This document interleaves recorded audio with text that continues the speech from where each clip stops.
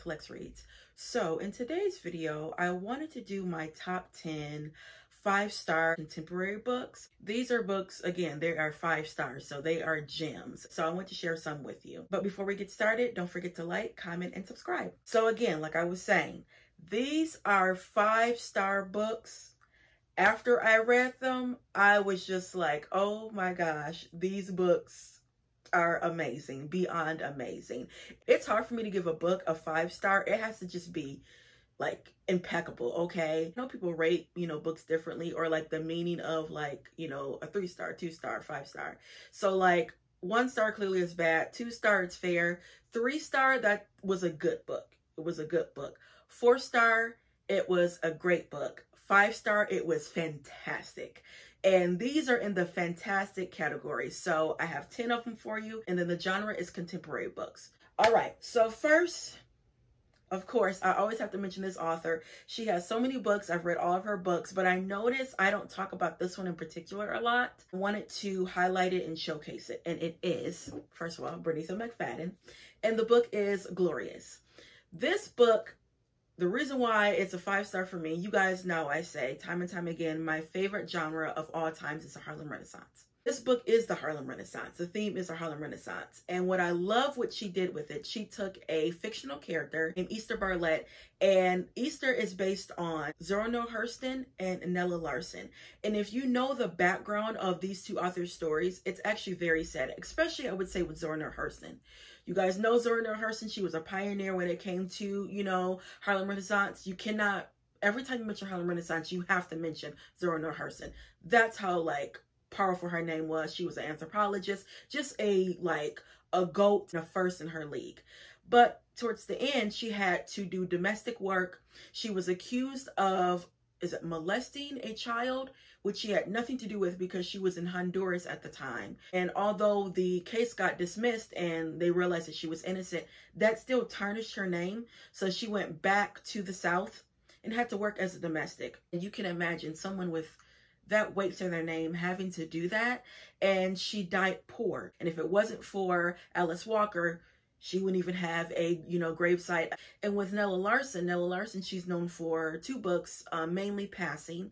And she was accused of plagiarism. They realized that she didn't do it.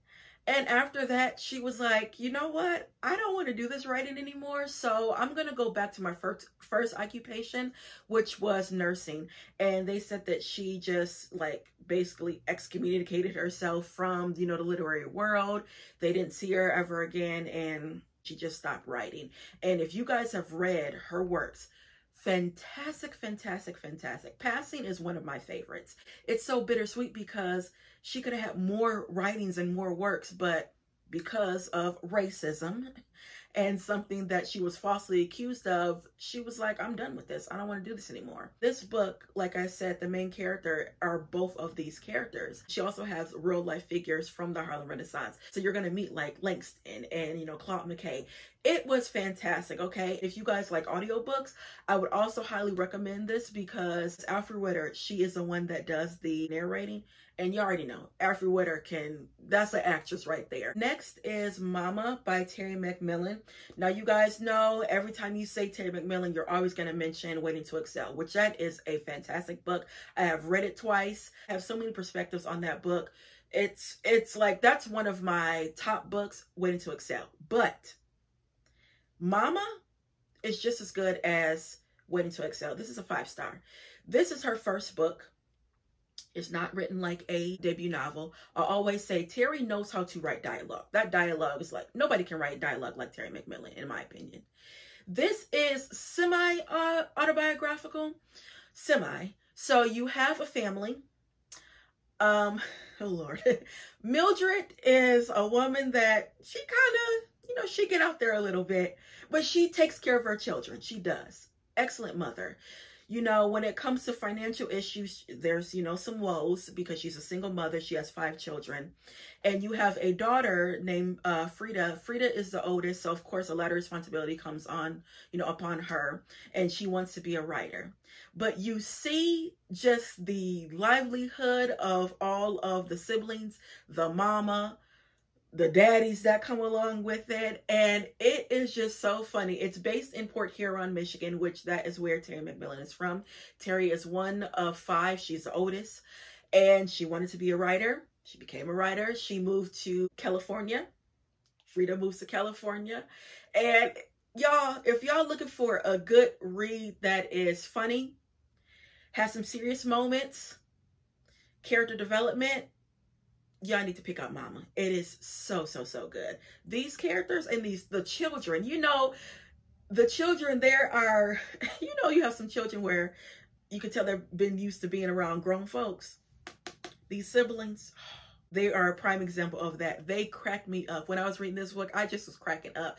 This book is so funny. I remember telling my sister about this book, like, you need to read Mama. Next is Behold the Dreamers by Mbola Mbwe. I love her name. I love to say her name and actually say it correctly.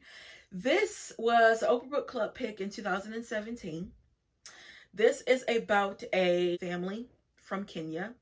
They moved to New York because, you know, they wanted that American dream experience. And it is during 2009 when the crash happened, like, you know, the Lehman Brothers, when everything just went up and people's jobs, you know, got terminated. And you have a young man, he is a taxi driver, and he starts to chauffeur a young white man that, you know, he works in the Lehman Brothers. And then you have his wife, such a sweetheart, and they have a young child. They just want that American dream, and they see it's not what it's cracked up to be. And then also with their employers, you know, it's a lot of things that go on, okay? And they both see that, you know, they see, okay, yeah, you can have money, but there's some prices that, you know, go along with that. And yeah, this book, the dialogue, just like Terry, Mbola can write dialogue. Next is, of course, I always have to mention this author. This is one of my favorites. Chimamanda Ngozi Adichie, Americana. Y'all know my last video, I was gushing over Chimamanda because she's finally coming out with another book, March of 2025. I'm so excited about it. But this book, if you guys don't know where to start with Chimamanda, start with Americana.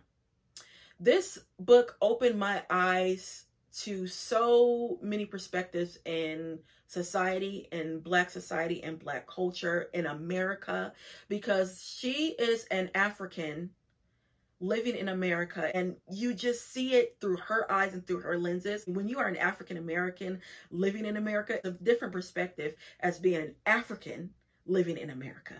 It was one scene where they were going shopping, and employees, they asked, who helped you? And they were going through all of these, like, was it the girl with the red, scarf on? Was the girl with the blue, sweater on? And she was like, why can't you just say the Black girl, who helped us? But there's some things as Americans that we just wouldn't say. If someone asks us, at a store, oh, who helped you? I'm not gonna say, oh, the Black girl helped me. You know what I mean? I'm saying the young lady with the, red sweater on. Or I might point to, and say the young lady over there. I'm not gonna say the Black lady or the white lady. It's just certain, it's kind of like an unspoken rule, and she didn't mean any harm, but still things like that. Or just hair, when it comes to Black hair, that is a thing in itself. You could write a whole thesis about Black hair, but she talks about that. And I never read a book that talked about Black hair, that talked about just America and her perspective. And again, my eyes were just wide open. Also too, this is a love story with a Femilu and a Benze. It is a love story. I think people, when, you see Chimamanda and hear about Chimamanda and you listen to some of her interviews, she's so intellectual where you would think that her books are like critical analysis. No, her books are truly love stories. They honestly are. This is a love story. Hell for Yellow Sun, that's a love story. Same thing with Purple Hibiscus. But don't be intimidated by Chimamanda. She comes off real, she's intelligent. She can't help that. She's an intellect. But her writing, it's not hard to grasp. It's actually very easy. If I can grasp it, anybody can grasp it, okay? And it's no shade to myself, but I am shading myself a little bit. It takes a lot for me to understand things, and I was able to understand it and loved every minute of it. Next is a male author, one of my favorite male authors, and it is Eric Jerome Dickey, and the book is Milk in My Coffee. Eric Jerome Dickey has so many books, okay? Like what, over 20 or something like that. If you start with Eric Jerome Dickey, I would highly recommend you guys start with his earlier works. Because in later works, some of them, it looked like he was trying to impress us millennials. And it was like, go back to your old stuff, okay? This one, you would not... Oh, he threw a curveball with this. I enjoyed this immensely, you guys, where I kept on thinking about this days after days. I read this book, I want to say about 4 years ago, and still think about it. Not only is his writing fantastic, I always say sometimes I have a problem when Black male writers write Black women characters, but he can write Black women characters, okay? Like, he can write us. He makes us a little bit dramatic, but he can write us. This book, it's a pro-Black man, everything black, black, black, black, black. But then he starts dating a white woman. And everybody starts questioning his Blackness. He starts questioning his Blackness. But there is a twist to it. And that twist I was not expecting. I cannot tell y'all. I have to be around the bush with this book. If you guys have not read it, please read it. If you guys have read it, y'all know what I'm talking about. Were you shocked like I was shocked? Because I was shocked. I'm like, are you kidding me right now? That came out of nowhere, but it was a good out of nowhere, okay? Y'all, please read this book. Next is Stay With Me by Ayubame Abayo, I believe. That's how you say her name. Y'all, I have 2 copies of this book. This was when I was back in 2019, I want to say, 18, 19, where only thing I was reading was African literature because they just know how to tell a story. Y'all, this book. Another curveball where you would not expect would happen. You have a young couple. They've been married for some time. They're trying to have children and they can't. So the mother-in-law is like, well, you know, your husband can have a second wife. And the first wife like, what? No. Are you kidding me? And some things happen. Another curveball. I cannot tell y'all because, again, I'll give it away. If you guys have not read this, please, please, please read this. Now, she did come up with a second book. I have not read that yet. I don't own it. I noticed a lot of people weren't talking about that, which I still want to get, and I am going to get because I did like this book so much. And I remember after reading this, I said, I want to get all her writings. I want to get all her books. So I do need to read that second book. But this one, like I said, I have 2 copies of this book. That's how good it was. Next, of course, I always have to mention this author. She is one of my favorite. I discovered her about 2 or 3 years ago, and it is Donna Hill. Now, I have both of these books because this is a first book. This is a second book. Now, Lord, this is based in the 20s. You have a young girl named Cora. Cora can sing like nobody's business. She is in Mississippi. And she comes from a church background. Her father is a pastor. He like, you only sing for the Lord. And she's like, I really want to get out there. So she goes to Chicago and some things happen, y'all. Woo, some things happen to Miss Cora. Poor baby. And she go back to Mississippi. Again, being in the bush. Then you have the second book where you meet Cora's granddaughter. And that's all I can say about that because, again, I don't want to give it away. But I was outdone when I read this book. First of all, I didn't even know it was a sequel to this book. And after, I remember going on Goodreads and looking it up. And I was like, oh, it's a sequel? Oh, I'm going to get this. And I ended up buying it and read it the next day, like all in one day. That's how good it was. You can see I tapped it. Now, only thing I would say, the cover... This is, again, don't judge a book by its covers. Y'all know I always say when it comes to like Black authors, especially authors who are not really well known, they jack up our covers. This is not enticing at all. You would be like, yeah, I don't want to read this. Y'all, again, don't judge a book by its cover. This was fantastic, okay? This gives you, I'm going to say Vanishing Half. That's all I'm going to say. Vanishing Half. Okay. Next is another African author. Y'all know, again, these African authors, they can write. His Only Wife by Peace Aduzi Mindi. Oh, gosh. Oh, y'all, gushing over this book. The dialogue. This book is so funny. Yeah, it's serious, but it's funny. And I remember after I read it, you guys know I like to, listen to the author, listen to the author's, explanation about the book and just, the inspiration. And Peace, a lot of people that was interviewing her, they're like, this book is so funny, you're funny. When she was doing her tour, she was like, everybody keeps on saying that I am funny. She's like, I did not mean to be funny. I didn't know that. But yeah, like I said, this book is funny, but it has some serious bits. You have a young woman, Afi. She is going into an arranged marriage. She's never met the young man, and she comes from a poor background. So she's going to marry into a family that has money. And like I said, the day of the marriage, she hasn't met him. She hasn't met him.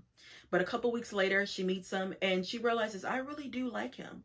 But the reason why his parents wanted him to marry her, a simple girl, again, doesn't have a lot of money, is not educated, is because he is dealing with a Liberian woman, and they believe like she's just like this horrible woman, too much woman for him. And it's like, well, if he gets married, he can't deal with her anymore. Yeah. So good. That last scene with the sister and Afi get into it. Y'all know, again, I draw mentee and I love a read. Oh yeah, that was a good read. I go back and read passages of this book.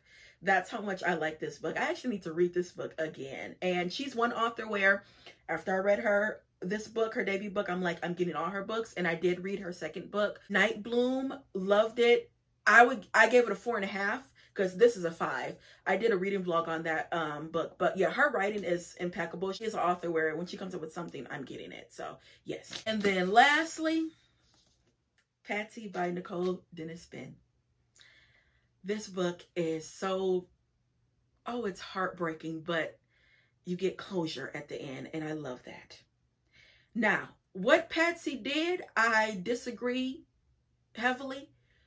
Horrible mama for doing what she did, but at the same time, I still wanted her to win. That's how well Nicole wrote this book, wrote Patsy and wrote that character. You have a young woman, she has a child, true, and she tells the child, I'm going to go to America for just a couple of months and I'll come back, knowing good well she ain't coming back. And that child holds on to that. This girl don't even call, don't send money. She just don't check. She don't check on True at all. And True has to live with her dad and her stepmom. And I mean, Patsy suffers, but her thing is, I do not want to be in Jamaica at all. I'd rather suffer in America than go back to Jamaica. And that's what she does. Again, like I said, I did not agree with what, Patsy did when it came to her daughter, but I did want her, sounds like I'm contradicting myself. I did want her to win to some aspects because, again, she was going through it. This book, it really did open my eyes when it came to immigration, and then, being undocumented, where simple things that, we can take for granted, like a bank account or just, using your name. A lot of times they would have to, use other people's names to be someone else. And, if you're not documented, jobs are like sparse, which means that you have to do jobs that are like under the table, meaning, jobs like, dishwasher or maybe a waitress, something like that, where again, you're not documented. Just seeing how she had to suffer. But her thing was, because I remember when I was reading, I'm like, girl, just go back to Jamaica.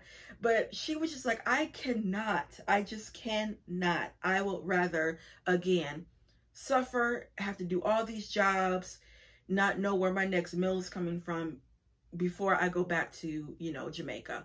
Also, this book deals with sexuality, and I like the take on it and the stigma that it comes along with. It's looked down upon. You could basically, you can be killed for it. And, she talks about that. After I read this is a book where it sticks in your mind for a little bit and you just think what happened and what could have been done and all of that. But like I said, you do get closure in this book, and I do like that. At one point, I remember when I first started reading, closure was really, really big for me. And I'm like, oh, I wish these, authors would wrap it up and I don't have to, where I don't have to, think about what happened. But sometimes with some books, it's necessary.